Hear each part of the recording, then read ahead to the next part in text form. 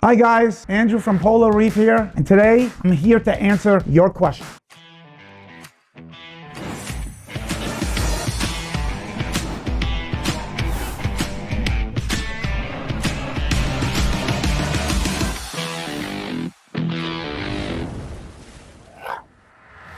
Some of my employees and consultants went back and selected the most popular YouTube questions that they could find, and I have not seen any of these yet. So here we go. This question from your Purple Queen Anthias video, which you can find the link in the description. How do you prevent diseases from entering your tanks via food?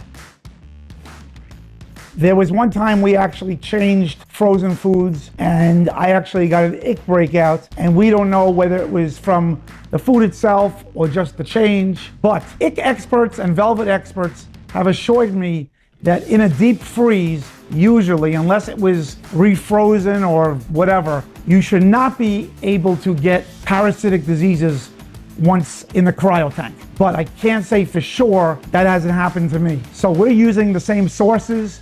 We tend not to change brands. When we make our own seafood, and never, once it gets defrosted, it goes back. So can't say never, but names like Larry's, P. mysis, we've never seen a problem from them. This question comes from one of our reels on the Anemone tank. Whatever happened to this aquarium? Still maturing? Any progress?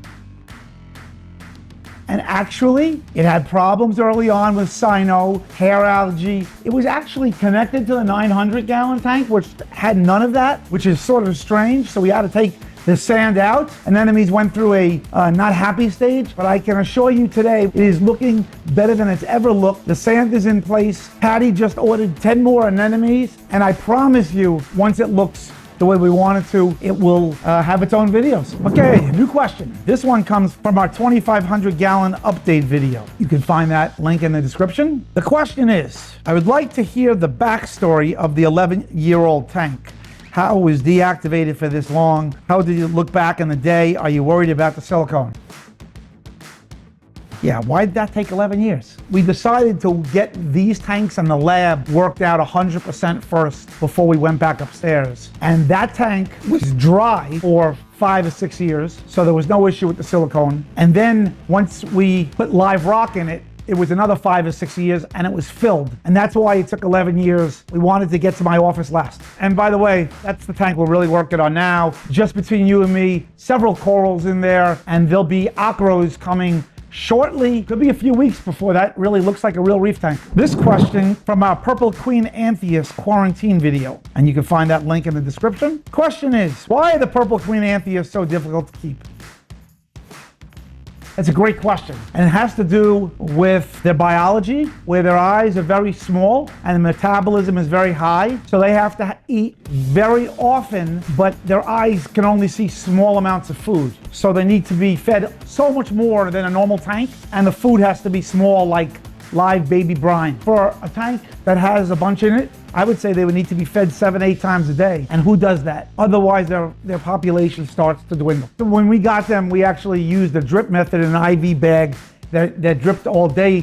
They also tend to stay on the bottom, so they can't compete as much with the other Anthias. And they're very difficult to get through quarantine, as many of them also have urinema. So they're just one big PIA for all those reasons. Okay, this question comes from 7 months of projects. That was the summer video. The question is, how do you like the Dalua Illumagic lights on the drop down? I'm thinking of upgrading my tank, and when I do, I need these new lights and was considering these lights. I would appreciate your opinion. This is also a trick question, but I have to tell you, every tank that we've put them on, the corals seem to be happy. They open up very quickly. I would say if I was doing a mixed reef, it might be my #1 go-to. They require a little bit closer together than you or me would have thought.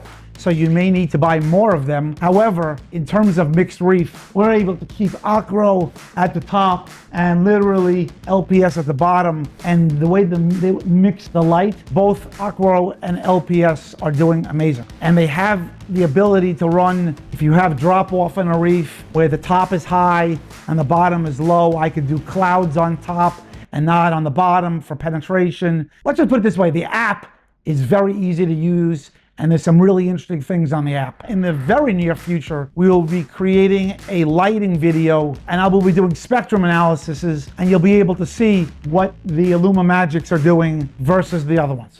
This question, it involves koi, which is really on my mind because as of this moment, the Vegas tournament's almost a month out. And you can find this link on the Anxiety of the Koi Show in the description of the YouTube. And the question is, do your koi fish get checked by Dr. Alex? Yes, they do. And Dr. Alex has been responsible now for the scrapes, and the scrapes then he could do looking for flukes. He's been injecting our koi with antibiotics, and we've been noticing a lot of antibiotic resistance. So we've needed to be able to send those scrapes to the university to get resistance and sensitivity slides. And then Alex has been consulting koi experts along the line so that he can carry out these procedures along with getting rid of flukes. And so Alex has actually become his own fluke expert in and himself in the last 6 months. So good question. I'm glad this whole thing was about koi. It's on our mind. We have a YouTube coming up about the champs coming home. We got some expansion projects with koi. Of course, there'll be a trip coming up to Vegas, out those coming soon. And so this won't be our first video now doing these questions, especially with me doing them blind. If you'd be so kind, please leave your comments down below, and hopefully we get to them and answer them personally. And of course, don't forget to like, subscribe, and hit the bell. We look forward to seeing you in the next video.